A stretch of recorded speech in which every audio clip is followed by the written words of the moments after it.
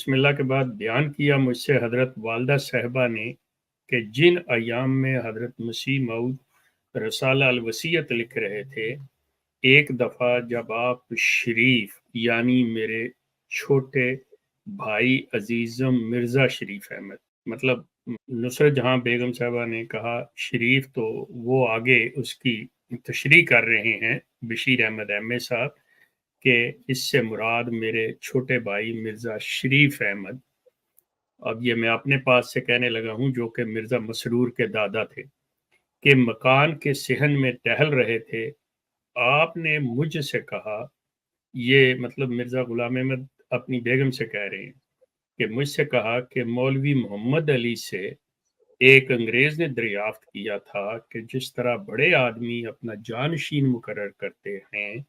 مرزا صاحب نے بھی کوئی جانشین مقرر کیا ہے یا نہیں۔ مرزا غلام احمد اپنی بیگم کو بتا رہے ہیں کہ مولوی محمد علی صاحب سے ایک انگریز نے یہ دریافت کیا تھا کہ بھئی بڑے لوگ جو ہیں، مطلب وہ، اب یہاں پہ بڑے آدمی ذہن میں رکھیں، لفظ استعمال کیا گیا ہے اور اس کو وہ ریکوگنائز کر رہے ہیں بڑے آدمی کو۔ اس شخص نے یہ نہیں کہا کہ بھئی جس طرح اسلام کے اندر اسلام کے نبی نے اپنا جانشین مقرر کیا، اس نے بڑا آدمی کہ جیسے گاؤں کا چودھری ہوتا ہے، کوئی فلاں گدی نشین ہوتا ہے جس کے 4 مرید ہوتے ہیں، یا کوئی اور مطلب کسی حوالے سے ریکوگنائز کیا جاتا ہے، تو وہ اپنی زندگی میں اپنا گدی نشین، اپنا جانشین مقرر کر دیتا ہے۔ تو کیا مرزا صاحب نے بھی ایسا کیا ہے؟ اب شیخ صاحب، جسٹ جی اے کریکشن اس میں، نبی جی اکرم جی صلی اللہ علیہ وسلم نے اپنی زندگی میں جہاں تک میری ناقص معلومات ہیں نام لے کے شاید کسی کو بھی منتخب نہیں کیا تھا. نہیں، کچھ بھی نہیں کیا۔ مقصد میرا کہنے کا ہے کہ کیا؟ مطلب اس شخص نے یہ نہیں کہا کہ جی جس طرح مطلب اگر مطلب ایسی بات ہوتی، ان کو ریکوگنائز کیا جا رہا ہوتا کہ یہ نبی ہیں یا ان کو ان کے برابر سمجھا جاتا، یہ ہے میرا مطلب کہ ان کا سٹیٹس اگر وہ جس طرح، کیونکہ جماعت تو یہی پریزنٹ کر رہی ہے نا کہ مرزا غلام احمد جو ہیں جی نبی ہیں، اور ان کی نبوت چل رہی ہے اور ان کا آگے خلیفہ چلے گا، رائٹ؟ خلیفہ کے معنی بھی جانشین کے ہی ہیں۔ تو وہ چیز وہ شخص یہ کرتا ہے کہ اس کو جو مقام آپ دے رہے ہو، تو اس کا کوئی جانشین آپ نے مطلب مقرر کیا، تو اس میں بڑے آدمی کا لفظ اس نے استعمال کیا کہ بڑے آدمی جیسے کرتے ہیں، کیونکہ اس کے سامنے یہ چیز یہ بھی واضح کر دیتی ہے، جیسے جس طرف آپ کا اشارہ ہے، یہ بھی واضح کر دیتی ہے اس چیز کو کہ رسول کریم نے نہ تو اپنی مطلب زندگی کے اندر یا کسی وقت بھی کہ میرے بعد فلاں میرے خلیفہ ہوں گے، کوئی ایسی بات نہیں کی،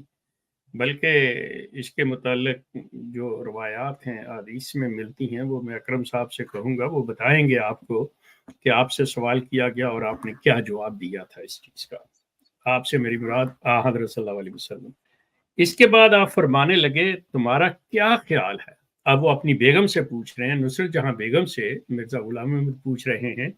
کہ تمہارا کیا خیال ہے، کیا میں محمود یعنی وہ بریکٹ میں وہ کہہ رہے ہیں حضرت خلیفۃ المسیح ثانی یعنی مرزا بشیر الدین محمود کو لکھ دوں یا فرمایا مقرر کر دوں؟ اب وہ اپنی بیگم سے مشورہ کر رہے ہیں کہ تمہارے خیال میں کیا خیال ہے کہ میں محمود کو میں اپنا خلیفہ بنا دوں، اپنا جانشین مقرر کر دوں؟ والدہ صاحبہ فرماتی ہیں میں نے کہا جس طرح آپ مناسب سمجھے کریں، کہ جو آپ کو بہتر لگتا ہے، جو آپ سمجھتے ہیں کہ ٹھیک ہے آپ وہ کریں۔ اس چیز کو اگر آپ تھوڑا سا ذہن میں رکھ کے سوچیں کہ اگر کوئی سلسلہ اسلام کے اندر اللہ تعالیٰ نے قرآن میں مقرر کیا ہوتا کہ خلیفہ خدا بناتا ہے اور اس نے اپوائنٹ کرنا ہے، یہ کوئی ایسی چیز نہیں ہے، تو یقیناً مرزا غلام احمد کا جواب بھی کچھ اور ہوتا، سوال کچھ اور ہوتا، نصرت جہاں کا بھی ہوتا، لیکن چونکہ یہ خانقاہوں، پیری فریدی، گدی نشینوں کے صورتحال سے اچھی طرح واقف تھے، تو اسی رو میں یہ جواب دے رہے ہیں، اسی چیز کو ذہن میں رکھتے ہوئے یہ بات کر رہے ہیں۔ اب اس سے اگلی روایت جو ہے، بسم اللہ کے بعد بیان کیا مجھ سے حضرت والدہ صاحبہ نے کہ حضرت مسیح فرماتے تھے کہ ہماری جماعت میں 3 قسم کے لوگ ہیں۔ ایک تو وہ ہیں جن کو دنیاوی شان و شوکت کا خیال ہے، دنیا کی شان و شوکت کا خیال ہے کہ محکمے ہوں، دفاتر ہوں، بڑی بڑی عمارتیں ہوں، وغیرہ وغیرہ۔ دوسرے وہ ہیں جو کسی بڑے آدمی مثلا مولوی نور الدین صاحب کے اثر کے نیچے آ کر جماعت میں داخل ہو گئے ہیں، مطلب وہ جماعت میں جس قسم کے لوگ شامل ہیں ان کے ویوز کیا تھے، وہ کس امپریشن کے تحت جماعت میں آئے ہیں، اور انہی کے ساتھ وابستہ ہیں۔ تیسری قسم کے وہ لوگ جن کو خاص میری ذات سے تعلق ہے اور وہ ہر بات میں میری رضا اور میری خوشی کو مقدم رکھتے ہیں، کہ تیسرے وہ لوگ ہیں جو میری وجہ سے، جو مجھے جانتے ہیں، جیسا کہ مرزا صاحب کے بارے میں کہا جاتا ہے یہ بہت بڑے مناظر تھے اور وہ اسلام کو ڈیفینڈ کیا کرتے تھے عیسائیوں کے مقابلے میں، کہ وہ جو ان سے متاثر تھے وہ لوگ ہیں۔ اب آپ اس میں یہ چیزیں بڑی غور کرنے والی ہیں، بہت زیادہ غور کرنے والی ہیں۔ وہ یہ کہ وہ لوگ جن کے ویوز ایسے کہ فلاں فلاں چیزیں ہونی چاہیے ہمارے پاس دنیاوی لحاظ سے، بڑی شان و شوکت اور یہ وہ، اور دوسرے جو وہ کہتے ہیں کہ چونکہ حکیم نور الدین صاحب کا بھی ایک حلقہ تھا، ان کے ماننے والے، ان کے مرید بھی کافی تھے، وہ لوگ آ گئے ہیں، اور تیسرے وہ کہتے ہیں کہ میں بھی، انہوں نے اپنے آپ کو تیسرے درجے پہ رکھا ہے۔ مرزا صاحب نے کہیں پہ بھی یہ نہیں کہا کہ کوئی بھی میرے پاس، یا وہ لوگ جو یہ سمجھتے ہیں کہ میں واقعتاً یہ جو روحانی خزائن کا نام لکھا ہوا نا، روحانی خزائن، اور اس کے ابتدا میں کہتے ہیں کہ وہ خزانے جو ہزاروں سال سے مدفون تھے، کہ کوئی وہ جو اسلام کو واقعی سمجھتا تھا سریا پہ چلا گیا اور یہ شخص لے کے آیا، تو ہم اصل اسلام کی خاطر، ہم دین کی خاطر کہ یہ شخص یہ کر رہا ہے، وہ کر رہا ہے۔ اب اس میں کوئی شک نہیں کہ یہاں پہ احمدی فوراً جمپ کریں گے، وہ کہیں گے کہ دیکھیں جی وہ لوگ جو مرزا صاحب کی وجہ سے آئے وہ تو اسی لیے آئے، لیکن اسلام کا کوئی نام و نشان نہیں یہاں پہ۔ کسی نے اپنے ایمان کا نہیں کہا کہ ہمارا ایمان مکمل تب ہوتا تھا، ہم اس لیے اس میں آئے ہیں، کوئی اس طرف نہیں ہے۔ آپ خود پڑھیں، آپ ضروری نہیں کہ آپ میری بات سے اتفاق کریں، آپ بڑے شوق سے اختلاف کریں، لیکن دیکھیں کہ کیا آپ جو سوچتے ہیں whether that makes sense، یا جو بات میں کہہ رہا ہوں کہ مطلب ایک ذرا سا بھی ہوتا ہے معاملہ کہ کوئی یہ کہتا کہ ہاں، اس سے پچھلی روایت میں جب بات آئی کہ جی میں محمود کا لکھ دوں، انگریز نے سوال کیا، تو مرزا صاحب وہاں پہ یہ فرما رہے ہوتے کہ دیکھیں یہ تو قرآن کے اندر ہے، جو آج یہ جو بات جسے سورہ استخلاف والی آیت بناتی ہے، یستخلفنا، کہ جی اللہ خلیفہ بناتا ہے، اس کو کوٹ کرتے ہیں، تو وہاں پہ وہ بات ہوتی ہے کہ یہ تو میرا کام ہی نہیں ہے، یہ تو اللہ کا کام ہے کہ وہ اپوائنٹ کرتا ہے۔ ایسی کوئی چیز نہیں ہے، یہ انسان کے ذہن کے اندر بعض اوقات اس سے بعض ایسی چیزیں نکل جاتی ہیں کہ جو اصل چیز ہوتی ہے، وہ جو اس کی پلاننگ ہوتی ہے وہ نہیں، وہ اپنے لحاظ سے جو سوچ رہا ہوتا ہے، کر رہا ہے وہ ہے۔ اگر وہ چیز حقیقتاً ایسا کوئی قانون ہوتا، کوئی اصول ہوتا کہ یہ چیز مل رہی ہوتی ہمیں کہیں سے، تو بات آتی کہ یہ میں کیوں کروں گا، مجھے کیا ضرورت ہے لکھ کے دینے کی، یہ تو طے شدہ بات ہے کہ جانشین جو ہے خلیفہ اللہ نے بنانا ہے، میں کیسے بنا سکتا ہوں۔ ستم اس پہ یہ ہے کہ مرزا صاحب اس وقت کوئی الیکٹرو کالج نہیں تھا، جس وقت مرزا غلام احمد صاحب کی موت واقع ہوئی ہے اس وقت کوئی ایسی چیز نہیں تھی، تو یہ جو انہوں نے آپس میں مل بیٹھ کے حکیم نور الدین صاحب کو اپنا خلیفہ مقرر کر لیا، جانشین، تو میں آپ سے عرض کر دوں کہ خلیفہ کے معنوی لحاظ سے وہ چلتا ہے، لیکن مذہبی دنیا کے اندر،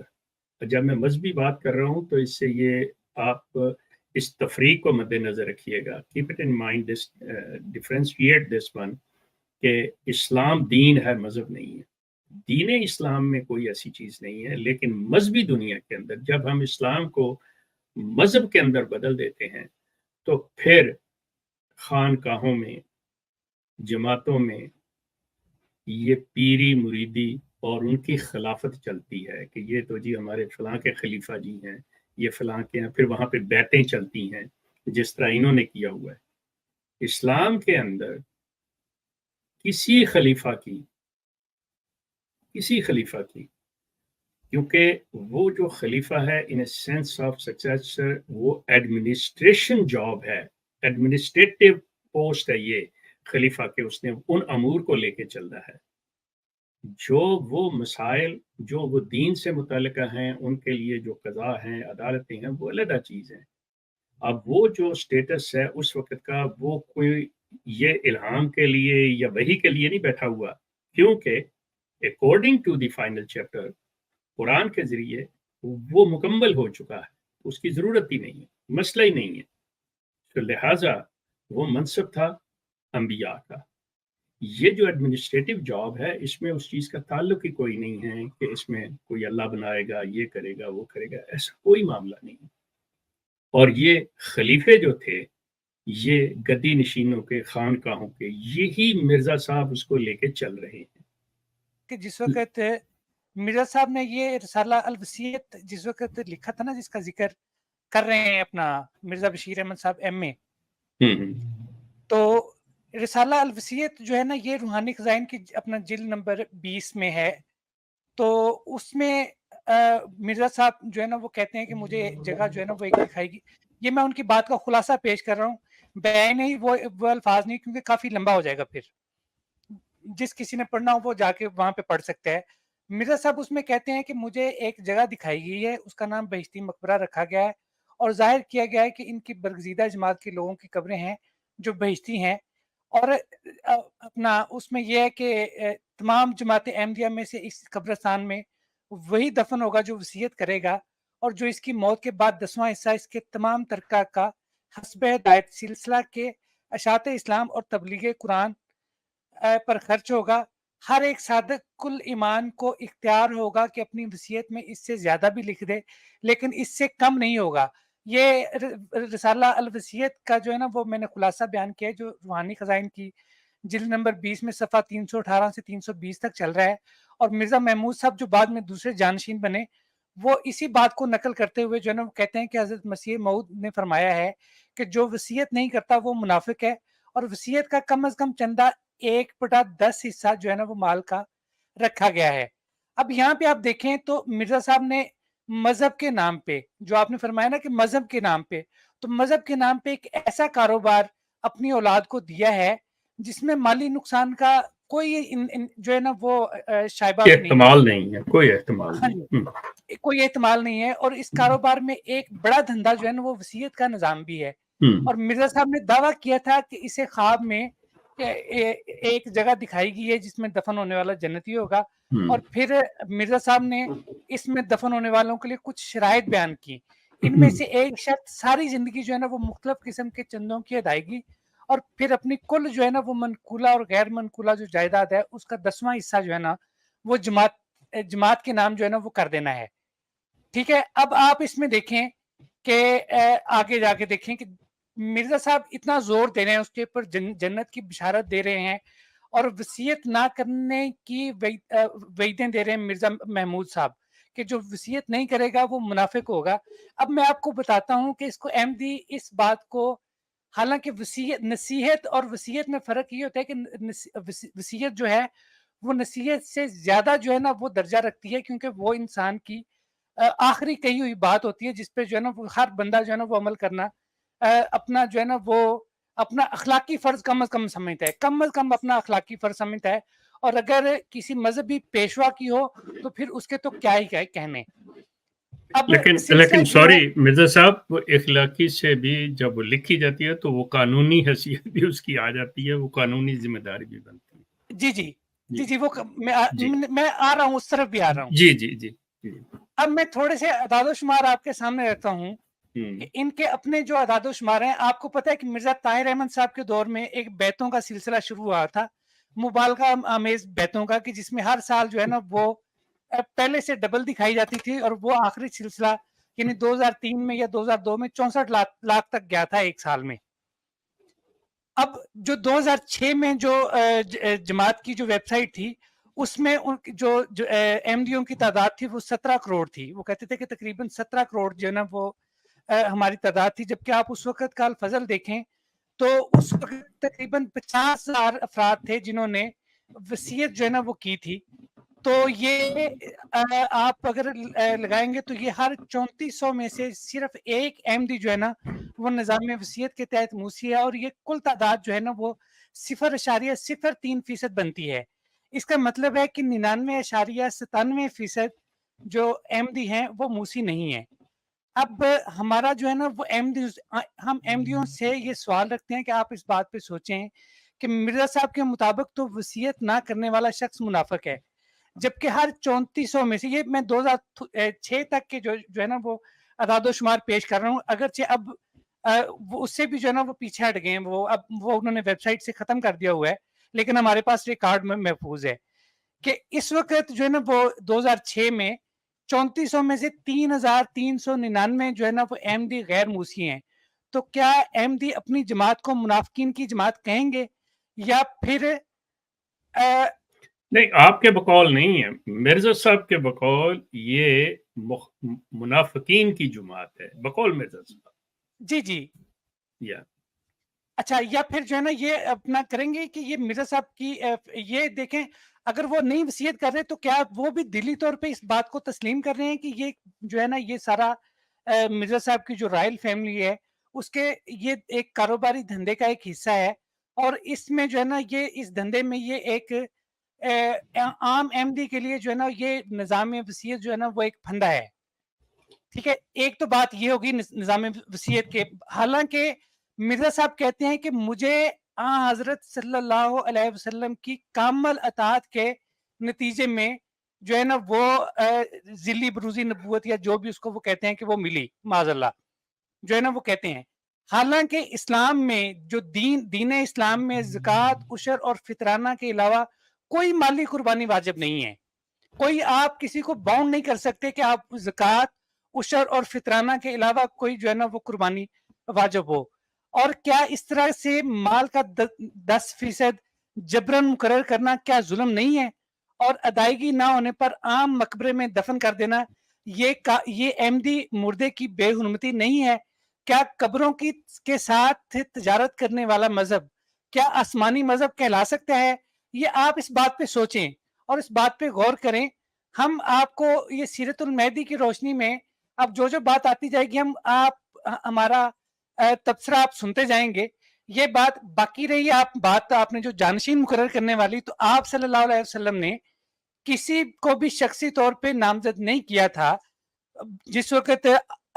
हजूर नबी करीम सल्लल्लाहु अलैहि वसल्लम का मर्ज वफात जो है ना वो था, तो सैयदना अब्बास रज़ी अल्लाह ताला अन्हो सैयदना अली को लेके आए, कहने लगे कि आप जो है ना वो अपने नाम की वसीयत जो है ना वो करवा लें कि आप बाद में जानशीन हो। ये बुखारी शरीफ की जो है ना वो रवायत है। तो सैयदना अली ने फरमाया कि मैं नहीं कहूंगा जाके, क्योंकि अगर आज उन्होंने इनकार कर दिया तो क़यामत तक जो है ना वो खिलाफत जो है ना वो हम में यानी बनु हाशिम में जो है ना वो नहीं आएगी। और आपने वहां पे देखा होगा कि सकीफा बनी सादा में मुहाजिरीन और अंसार जमा हुए। अंसार जो है वो हज़रत साद बिन उबादा की जो है ना वो क़यादत में थे, और मुहाजिरीन जो थी अपना वो हज़रत अबू बकर अपना हज़रत उमर की अपना क़यादत में थे, और वहां पे हज़रत उमर ने हज़रत अबू बकर का हाथ पकड़कर बैत कर दी, और वो जो है ना वो एक इज्तिमाई तौर पे जो है ना वो इत्तफाक राय से मतलब उम्मत एक लीडर के हाँ जी नीचे आ अगरचे कुछ लोगों ने चंद एक लोगों ने इख्तिलाफ किया, लेकिन बाद में वो भी मान गए, और अगर जिन्होंने किया भी उन्होंने बाद में इस पे कोई एतराज नहीं किया। ठीक है, और यहाँ पे तो मिर्जा साहब पूरा एक सिस्टम वो बना के जा रहे हैं चंदे का, कि जिसमें पूरा वो कहते हैं, आपने बल्कि उसमें पढ़ा होगा कि वो कहते हैं कि इसमें शक करने वाला भी मुनाफिक होगा। तो जैसा कि मैंने अर्ज किया कि इस्लाम में ज़कात और उशर और फितराने के अलावा कोई चौथा चंदा नहीं है। अगर कोई देता है तो वो नफली तौर पे होगा, वो उसका स्वाभी इख्तियार है कि वो दे या ना दे।